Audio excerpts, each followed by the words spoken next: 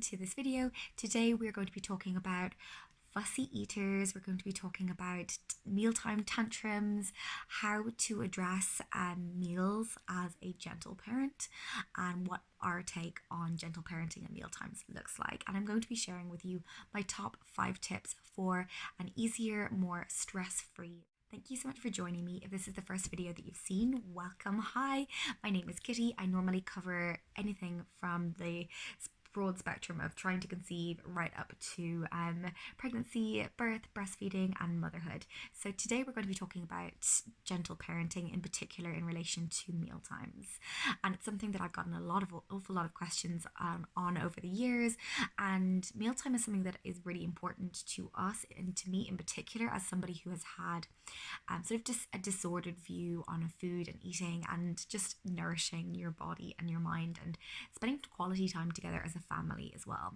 So it's something that I take really rather seriously, and I got some awesome questions in my Q&A that I did not all that long ago around gentle parenting, in particular in relation to, they covered fussy eating, like throwing food at meal times, and I also have a whole other video on baby-led weaning versus like purees. So if that's something that you're interested in, I'll make sure and link those 2 videos in the description box underneath this one. But today I'm going to be giving you my top 5 tips to make your meal times less stressful and more enjoyable as a family and as a gentle parenting mama. So tip number 1 is going to come as no surprise to you all, and that is to adopt some form of baby-led weaning that's with your smallie who you are having difficulty with meal times. And baby-led weaning for us looks more like family-centric meals.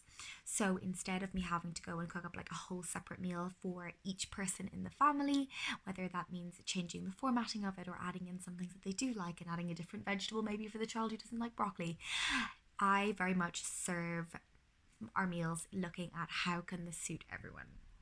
So baby-led weaning leans itself really nicely to that. As a part of baby-led weaning, I also like to include lots of variety. I like to start with foods that are going to be introduced right from the get-go as a food that we will eat as a family. So for instance, I have no problem serving like stir-fried noodles for my 6 or 7 month old, and even if they're just splatting it around the place and like squishing it around their plate and very little of it actually ends up in their mouth, that is how I prefer to do our meal times. I know all too well that feeling of waking up in the morning and you've just, as a parent, got so many tabs open in your brain, you don't even know where to start. And I love to get started on our meal times early in the day. And if for us, I can just do one big pot for the whole family, it's just that one less tab to have open, that one less thing to do. And baby-led weaning lends itself so much more nicely to that than having to go and like cook and then blend different foods for starting that weaning process. My next tip then might come as a little bit of a surprise, and when it comes to gentle parenting, I love to come back to the fact that gentle parenting isn't passive or permissive parenting. It doesn't mean that our children get away with absolutely everything. In fact, I would nearly say that in our friend group, I'm probably one of the stricter parents. So when it comes to meal times, it's no different. So when it comes to our meal times, I make sure that there's only one option for everyone. So for instance, if we're having maybe like veggies, a protein source, and rice, if the only thing that one of my children's going to eat is the veggies or the rice, I'm so okay with that. It's never a case of I don't like this, so you get like a bowl of cereal afterwards, or you get to have some toast or whatever. I'm very okay with sometimes my children not having a well-rounded meal, because for me the chances are once they're exposed to that same meal over and over again, they say it takes up to 10 times of exposure for your child to actually develop a likeness for a food. So for me it's worth sticking that out and having the time together as a family, and in the hopes that I will someday grow my family, I don't want to be making several different meals for several different people. So very similar to the baby-led weaning point, but for me, if there's always going to be one part of the meal that my child will eat, that is plenty. So for instance, again coming back to noodle stir fry, if the only part they will eat is the noodles or the cashews off the top, that's okay by me. Even if they just try the other bits and pieces, I'm happy. I also try not to do, on that note, a commentary on my kids' food. So perhaps back in the day, I would be like watching them eating and being like, oh, they're gonna try it, they're gonna try it. And then I'd like cheer and like, yeah, you did it, good job. Actually, by having that running commentary on their meals, it becomes discouraging. It makes them much more aware of what they're doing. And really, food is to be enjoyed for sure, but food shouldn't be something that is considered like an accomplishment. Food is just a meal. We sit down together, we enjoy the time together as a family, it fills our bellies, it nourishes us, and that's about it. So I don't want my child to be self-conscious. I don't want them to be aware of how much or how little they have eaten. I don't want them to be having huge differentiations between good food or bad food, things that they have to try and things that they should try and things that they need to eat all of. I very much love to come back to our children as being the ultimate in terms of intuitive eaters. This is like a super buzzword at the moment, but our children know how much they need. As adults, as parents, our job is to set the menu. Our job is not to tell them how much to eat or to try and encourage them to clear their plate or eat all of their broccoli. Our job is simply just to put the food on the table. It's up to them to pick and choose what feels good to them, what they're going to eat, how much of that they're going to eat. And that is something that I like to carry through with all of my meals. And there is no second choice. I'm not going to, go, okay, whatever you want, let's take that away and we'll have ice cream for dinner. That is not something that I do, and it's not something that I plan on doing as the kids get bigger. So slightly in conflict with that last point of making sure that there is like one thing at the meal that I will serve that they enjoy, I do sometimes incorporate a veggies first option.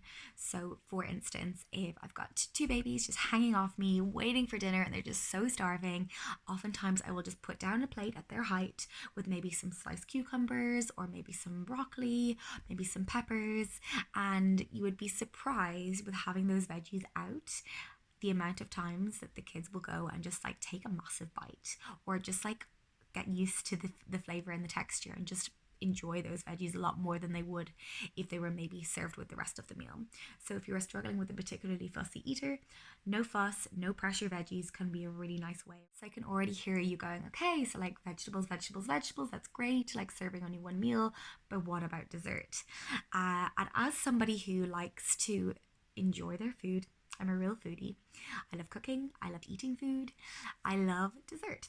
And for me, I like to think about foods as either nourishing our bodies or nourishing our souls.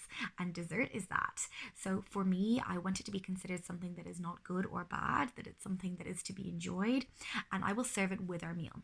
So for instance, if like we have leftover cake, I made like a really nice corn cake over the weekend. And for our lunch, we had quesadillas, we had cucumber, we had hummus, and then we had a little slice of cake beside it. So it's something that if they wanted to, they could eat the cake first and in knowing that they would still go ahead and try the other things on their plate. So it's about trusting our children, coming back to the fact that food is food and not labeling something as good nor bad. So my next tip then is to let your kid get messy.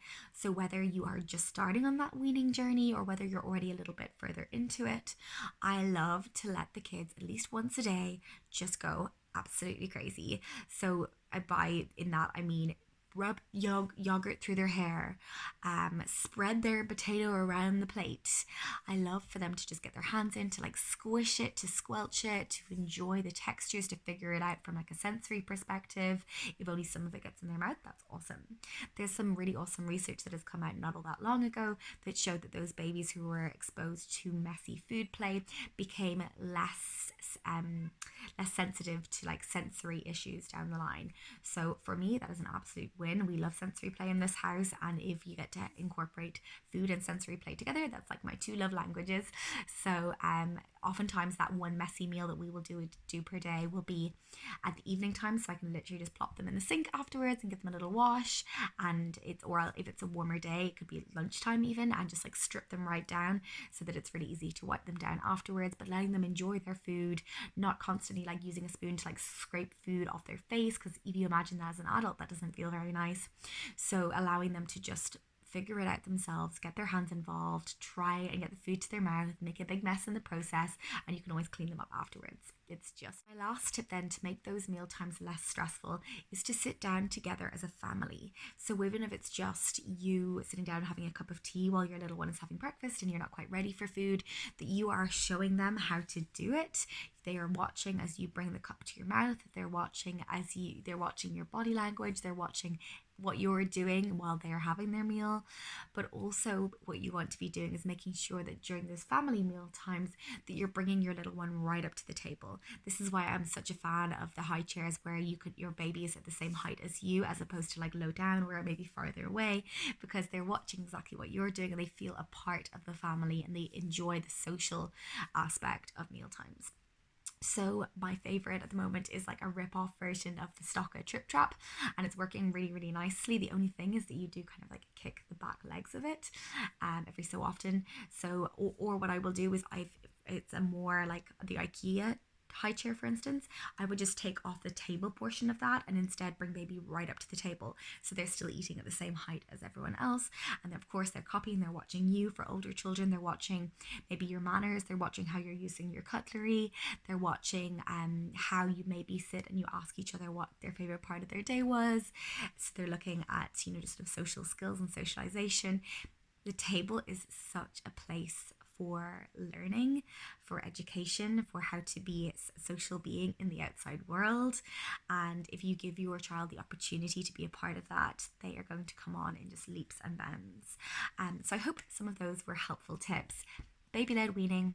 Let's try and reduce the cooking, come back to just one meal a day, not offering alternatives, offering veggies first if that's something that you struggle with, offering dessert at the same time to make sure that you're not ending up with this bad food, good food scenario, and trusting your baby that your job is to set the menu, to place the food on the table, and that as true intuitive eaters, it's up to your baby how much of that or how little of that they actually eat. So take the pressure off. Take the pressure off the meal times, takes the pressure away from you, and ends up with less stressful and more enjoyable meal times for you as a family.